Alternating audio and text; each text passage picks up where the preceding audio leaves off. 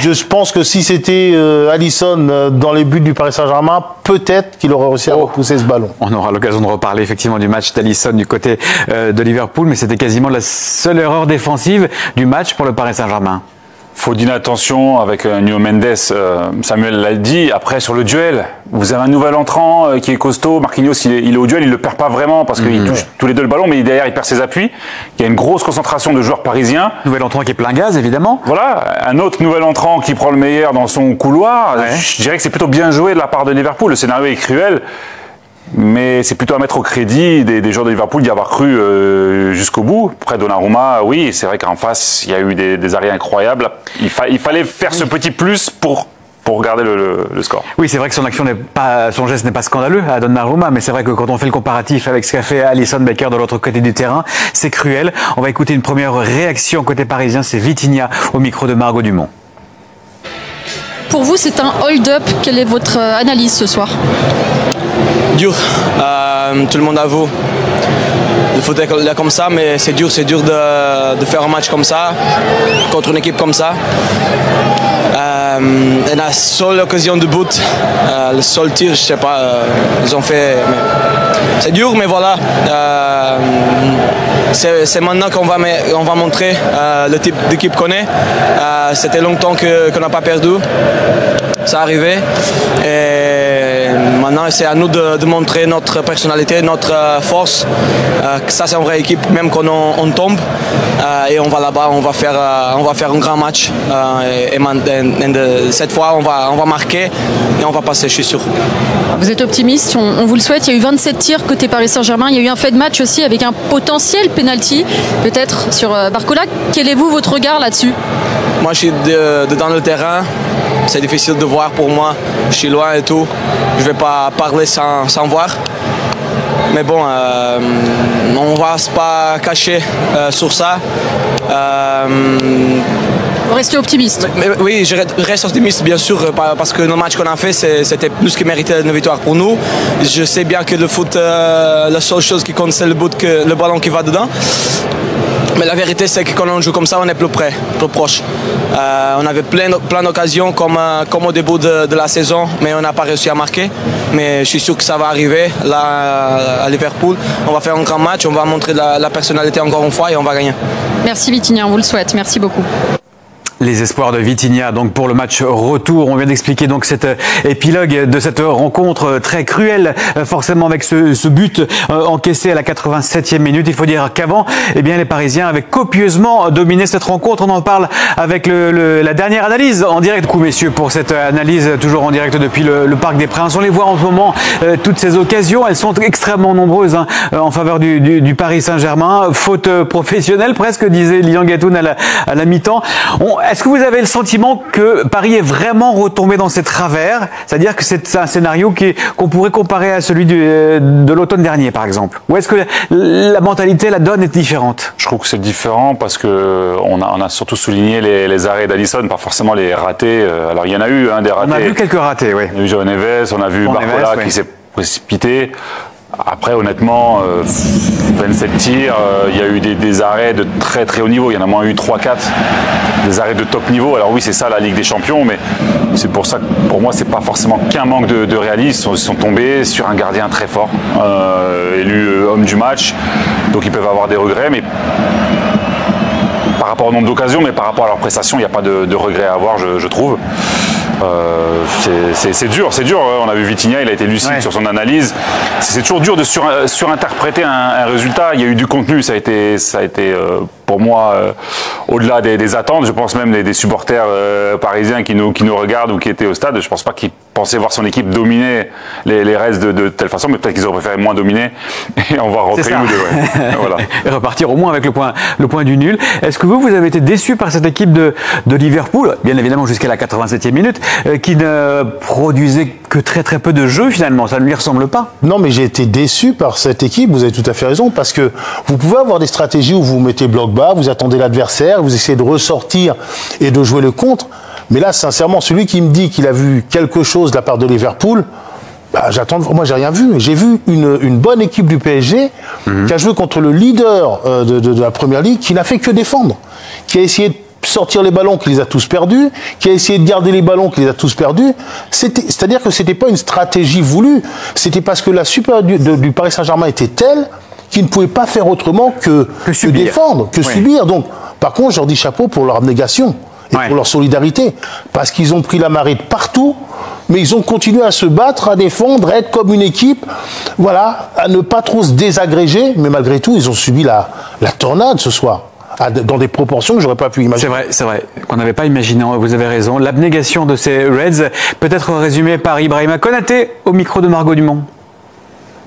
Ibrahima, un tir cadré pour Liverpool. Des fois, il faut savoir les gagner. C'est pas les plus beaux matchs, mais quelle est votre analyse de cette victoire? Non, l'analyse, c'est sûr qu'on s'attendait à ce genre de match, surtout face au PSG. Il fallait pas les sous-estimer. On savait que c'était l'une des meilleures équipes d'Europe, surtout dans la construction du jeu.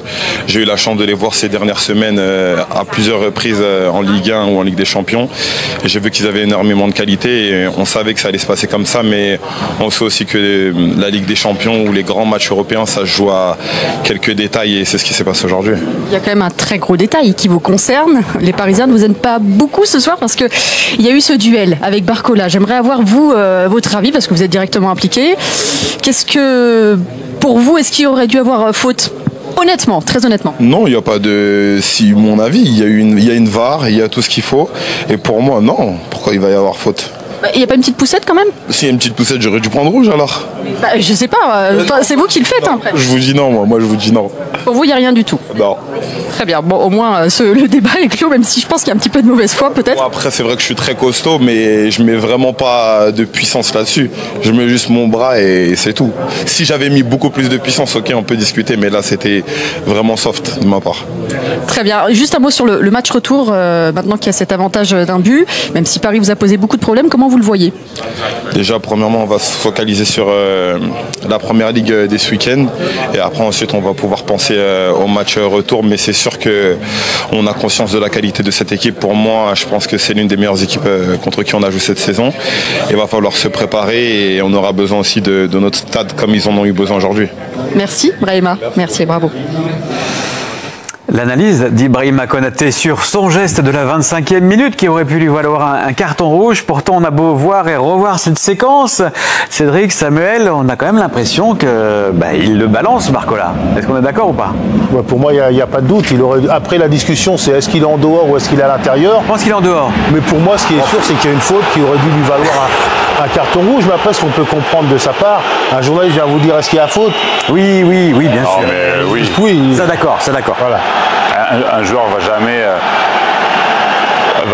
jamais avouer après le match qu'il a fait faute parce que ça peut influer sur une action au match retour. C'est un peu de la, voilà, c'est de la com. Ouais. Évidemment. Après, moi quand j'étais défenseur, je commettais des fautes. Pour moi, il n'y avait rien. Maintenant que je suis un peu plus posé avec un attaquant à côté de moi.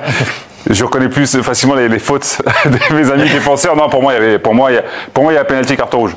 Et pour vous, c'est limite dans la surface, quoi. Pour moi, il commence à enclencher son bras en dehors, mais il est vite sur la ligne. Pour moi, il y a penalty, carton rouge. Ouais. Mais au final, il n'y a rien, figurez-vous. Voilà, il n'y a rien. Et ça a occasionné une colère immense du directeur sportif du Paris Saint-Germain, Luis Campos, qui est carrément descendu dans le couloir à la mi-temps pour aller dire ses 4 vérités à l'arbitre italien, monsieur Massa. Écoutez cette séquence, ça se passe au fond de l'image.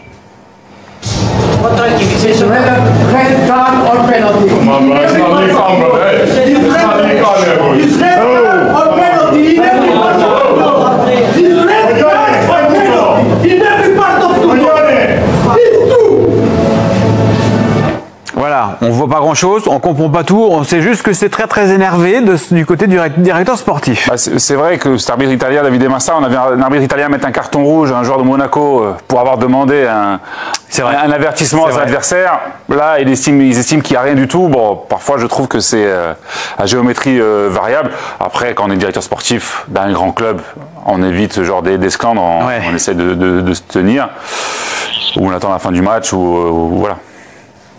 Vous avez raison.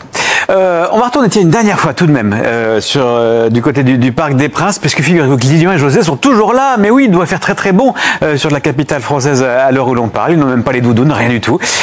Parlez-nous tout de même de ce match incroyable d'Alisson, puisque autant on a été déçus par le collectif de Liverpool, autant on se rend compte qu'ils ont vraiment un très bon gardien. Oui, je crois que ce soir, voilà, ce titre d'homme du match, clairement, il est décerné fort à propos pour Alisson Becker, qui n'a pas toujours eu des périodes faciles. On se souvient évidemment de ce gardien rayonnant à la période de Jürgen Klopp quand ils ont été gagnés la Ligue des Champions. Il a eu des moments un peu plus compliqués, même sa continuité à Liverpool a été questionnée. On sait que le début de saison, il était blessé, il a été remplacé par sa doublure, mais là, voilà, il est revenu à un niveau, et ce soir, on voit que pour aller loin en Ligue des Champions, on dit toujours il faut un grand avant-centre et un grand gardien, et on voit évidemment que comment Alisson Becker a fait à lui tout seul ce résultat. Oui, c'est une masterclass qu'il nous a offert donc ce soir sur un plan individuel. Il nous a offert toute la palette d'un grand gardien, des arrêts sur sa ligne, des arrêts donc aériens, des manchettes. Il y a une variété incroyable, donc il est sorti très vite dans les pieds donc de ses vis-à-vis. Il a rassuré donc sa défense. On voit qu'il y a une vraie confiance, une vraie connexion aussi avec ses partenaires. Il a su aussi casser le rythme parfois parce qu'ils étaient clairement donc dominés. Il inspire quelque chose, il dégage un charisme aussi, donc non, il a été exceptionnel ce soir. Donc on peut rajouter 10 minutes supplémentaires. Je pense que les Parisiens auraient continué donc à buter sur lui. Lorsqu'il trouvait une faille, il y avait Alisson au bout. Donc oui, un match XXL, et ils peuvent le remercier quand même du côté de Liverpool ce soir. Merci beaucoup Lilian et José, et cette fois-ci on vous libère, vous pouvez descendre de cette tribune, enfin voyons. Merci en tout cas pour ce commentaire de ce 8e de finale aller. Un chiffre peut-être sur la prestation d'Alisson? Oui, Samuel disait tout à l'heure qu'on n'a pas vu grand-chose de Liverpool. Si, on a vu Alisson Becker ce soir, voilà. 9 arrêts pour Alisson. Donnarumma a touché un ballon ce soir. Il a terminé au fond de ses filets. Aucun arrêt pour Gianluigi Donnarumma. 9-0 en faveur d'Alisson. Ça, c'est terrible aussi. L'efficacité des deux gardiens ce soir. Alisson, homme du match. C'est peut-être pas non plus ce qu'on aurait parié avant la rencontre. On imaginait peut-être un Mo Salah, homme du match. Eh bien, pas du tout. Il est un peu passé au travers. Il a été absent, il a été à l'image de toute son équipe, c'est-à-dire lent, pas bon dans les contrôles, il n'a pas réussi à garder le ballon, pas réussi à peser, à être décisif, mais c'est à l'image de toute cette équipe de Liverpool qui a fait illusion.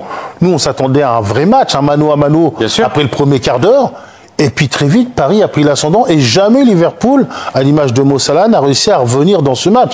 Je ne sais pas comment ils ont fait pour le gagner. Bon, alors ce match retour, Cédric, est-ce que vous partagez l'optimisme de Vitinha? Est-ce qu'il y a un coup à jouer à Anfield, ou est-ce que ça va être vraiment compliqué? Alors déjà, je voyais Liverpool favori avant la double confrontation. On a dit qu'il fallait faire la différence au match aller, puisque Anfield, c'est chaud. C'est quand même un petit peu compliqué. Je ne pense pas que Liverpool puisse proposer le même genre de prestations, 2 matchs d'affilée en Ligue des Champions. Donc les Parisiens vont devoir être un peu plus pragmatiques, plus réalistes. Je ne sais pas s'ils en ont les capacités, mais en tout cas, c'est une vraie opportunité de créer l'exploit, parce qu'ils ont quand même envoyé un message avec cette prestation de haut vol. Bien sûr. C'est un match de top niveau face à ce qu'on présentait comme le favori de cette compétition. Donc si un soir, on crée l'exploit et écrire une belle page de Ligue des Champions du Paris Saint-Germain, c'est la semaine prochaine à Anfield. Ils en ont les capacités, ils l'ont montré aujourd'hui. Quand ils vont descendre le tunnel de ce stade, qu'ils vont voir « This is Anfield » devant eux, est-ce qu'ils vont avoir la pression? Est-ce qu'ils vont avoir le cœur? Non, je pense plutôt qu'ils vont avoir envie de le jouer, ce match. Parce que c'est des grands joueurs qui ont connu des atmosphères un peu hostiles un peu partout. Il y en a qui ont joué dans le championnat anglais et qui jouent du côté du Paris Saint-Germain. Ouais. Donc, ils connaissent tous ces ambiances. Et moi, je trouve que, voilà, vous avez un petit moment, effectivement, où vous êtes pris au niveau du cœur quand vous allez à Anfield. Mais après, vous êtes dans la compétition, vous êtes dans le combat. Et ce public, effectivement, peut vous stimuler, vous aussi, vous faire devenir un peu plus grand. Ou vous intimider. Oui. À voir, bien sûr, pour les personnalités des uns et des autres. Voilà pour le match que vous avez suivi.